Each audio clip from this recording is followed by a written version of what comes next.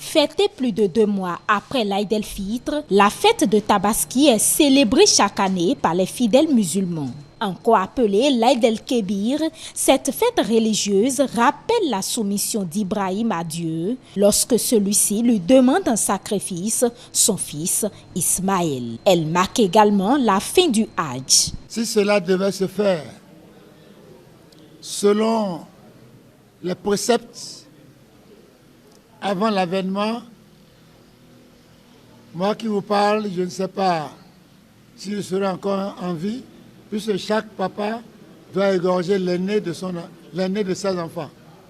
Le premier-né. Le premier-né d'Abraham, c'est Ismaël. Et c'est une épreuve difficile. Je me demande si nous, aujourd'hui, on peut avoir ce courage-là et cette foi-là.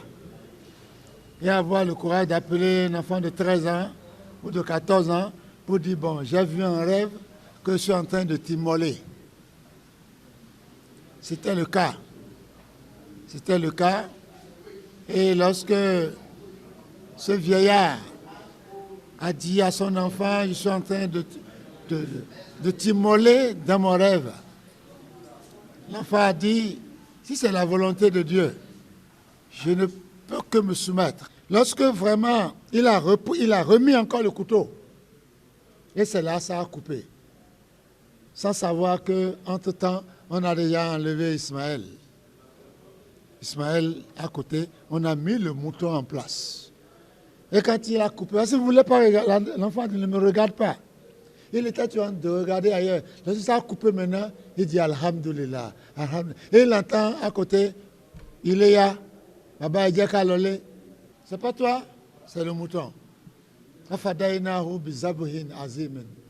Et nous avons remplacé cet enfant avec un beau bélier. Avant le jour J, les fidèles musulmans sont invités à prendre certaines dispositions, notamment l'achat de la bête à immoler.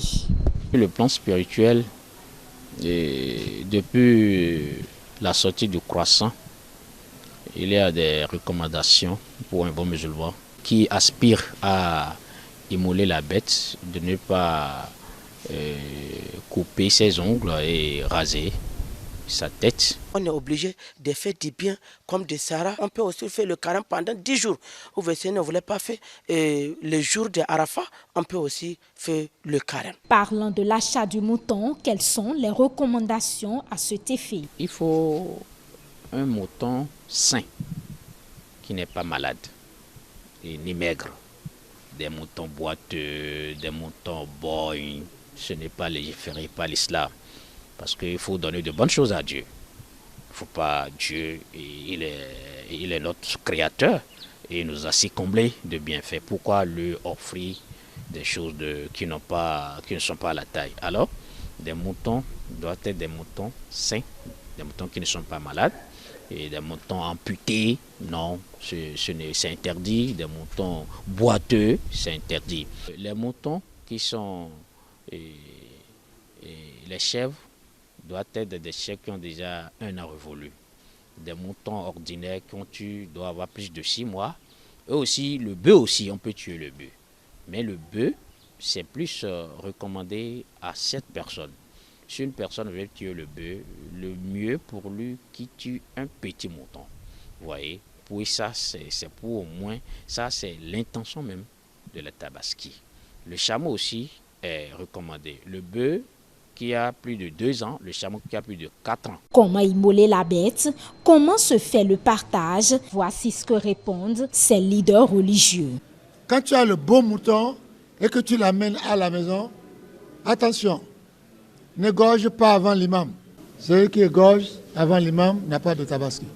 Tu aiguises ton couteau et tu demandes aux gens de bien prendre. Il ne faut pas que le mouton bouge. Tu attends les 3 pieds, il restera 1 qu'on va tenir. Et la gorge, là, il faut bien étirer. Quand tu poses ça, et ça, face Qibla, quelqu'un à côté de toi qui va bien tirer le coup là, toi-même tu es sûr que les veines sont bien tendues. Et là, quand tu mets le couteau, c'est un coup.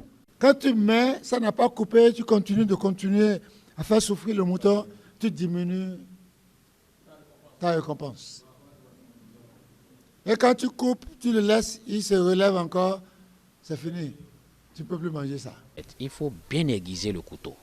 Il faut bien aiguiser le couteau. Il ne faut pas prendre des couteaux qui vont mettre mal à l'aise l'animal. C'est-à-dire il faut faire preuve de la bonté, vous voyez, de pitié.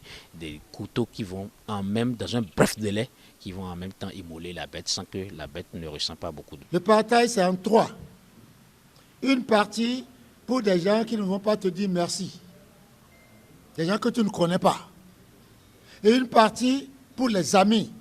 C'est là où Michel, Pascal, Joséphine, tout ça peut manger le mouton de Tabaski. La deuxième partie. La troisième partie, c'est uniquement pour toi-même et tes enfants. Immoler une bête le jour de la Tabaski est bénéfique pour le fidèle. Il reçoit d'Allah des grâces et bénédictions. Avant, ne peut pas manger la chair, ne peut pas aussi boire du sang. Ce que Dieu veut, c'est la crainte par laquelle vous êtes en train d'immoler, la bête. De celui qui immole pour Dieu, par crainte pour Dieu, par conformité aux ordonnances de Dieu, le sang qui tombe en même temps, ils ont dit que ce sang-là est déjà tombé devant Dieu avant que ça ne touche la terre. Pour nous montrer, la ferveur de la récompense et de la gratitude divine envers le musulman croyant qui tue. Après la prière, les fidèles musulmans vont regagner leur domicile pour l'immolation des bêtes, suivie des réjouissances en famille.